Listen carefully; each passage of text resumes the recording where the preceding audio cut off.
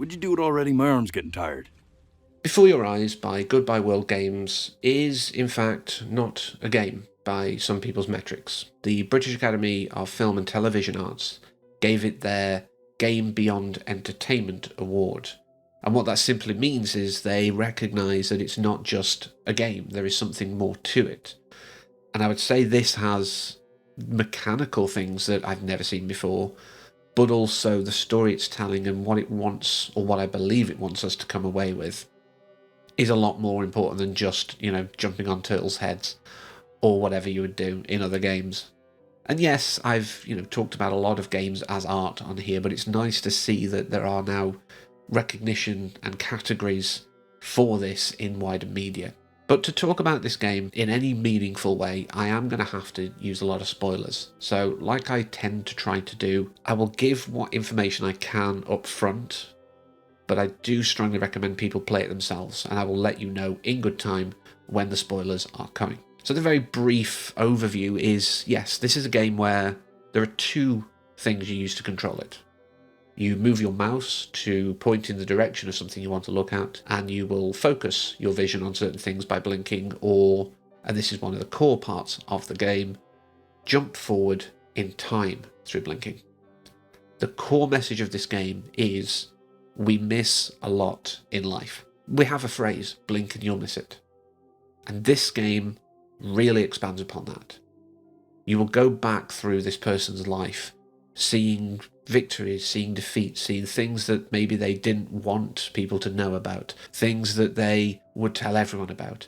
But you will never live in that moment in perpetuity, just like you don't in real life. You will skip forward. You will forget things. You won't pay attention to absolutely everything. And there are achievements for being able to focus long enough and get extra bits of information. There's a staring contest achievement, which is, I think, is basically blink as little as possible. Superhuman feat there, I think. But yeah, the core thrust of this game is the blinking.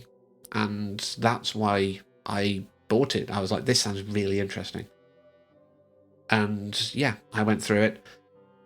I think the last thing I can say before I go into spoiler territory, although, no, I will save that for the spoiler territory, because I think in saying that, it will clearly indicate something. So really, go ahead, play this for yourself.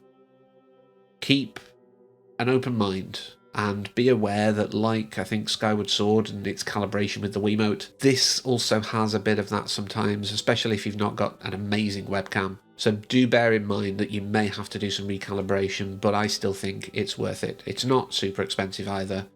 So yeah, go and get it, play it yourself. Do not proceed in this video unless you really do not care about being spoiled on it, but I do think if you have any inclination that you think you'll play this, don't watch further. Experience it first. And I rarely say that. I normally say, it's up to you, don't care. But really, I cannot stress this enough. This is something to be experienced, not told about. But I'm going to go ahead and tell everyone who doesn't care, or, like I say, compare notes with people who've already played it. So the thing I didn't want to include is something that I wished I'd known about up front. And that is, you can put like a picture-in-picture, which is great, I suppose, if you're recording for YouTube or streaming or something like that. You don't have to set up the webcam separately or have to kind of jury-rig something because it wants to use your webcam while something else might be. You might have to have a second camera or something like that. But at least here you can capture it all in one. But I did not realise that I would hate myself for seeing me ugly crying in the corner at the end. Because, as you'll know if you've played it through, and I really hope you aren't watching this if you haven't, that's the last time I'm going to belabor that point. But, as you'll know, what we're originally presented with, the story we're originally told up front, the story that Benjamin tells the ferryman during this whole journey, isn't the truth. He paints this story, ironically, of a life well lived, a successful painter who had a great life and did great things. But the ferryman sees through that and goes, no, I want the truth.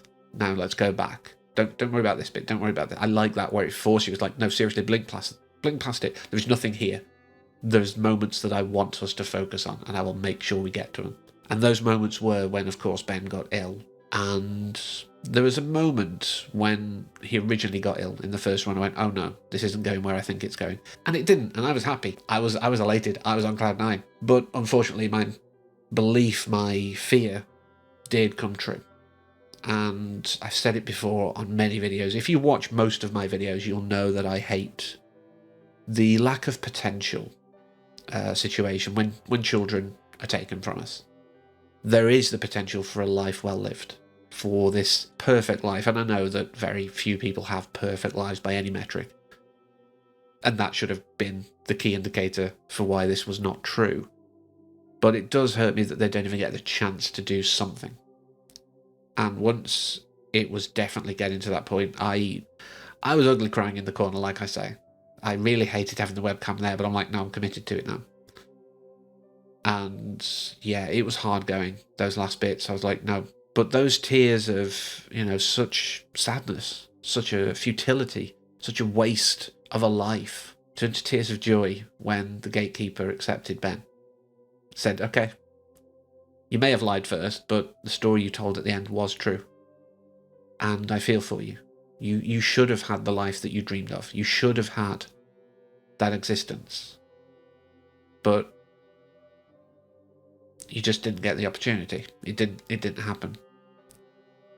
But you can have a good afterlife. And whether you believe in afterlives or anything like that, I still think you can take the core message here of, yeah, bad things happen, but so do good things. And sometimes bad things make good things happen.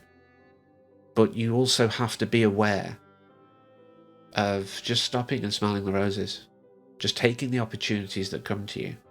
Just literally allowing life to exist. Allowing yourself to experience everything that you are able to. We all have things that test us, whether it be, we're differently abled, or whatever term you prefer to use, or, various things can come our way and sideswipe us. But learning to live in spite of those moments, and in fact, sometimes those moments change us for the better. Whilst, again, it may be a horrible thing to experience at first, it gives you a new appreciation, and you can move forward and make a better life. And in some cases, even make it better for other people by sharing your experience. But you have to be present. You have to experience life. You have to sit there and go through the bad and the good in equal measure, so that when you come to the gatekeeper at the end of your life, you can tell a true story, and she will accept you. And I can think of no better way to end that video. So thank you very much for allowing me to talk about this. I think I got close to emotional, but I powered through. But seriously, if you haven't played it and you've watched this far, I'm sorry to have spoiled it for you. It is an experience. But still give it a go. And yeah, until next time, as always, thank you for watching and take care.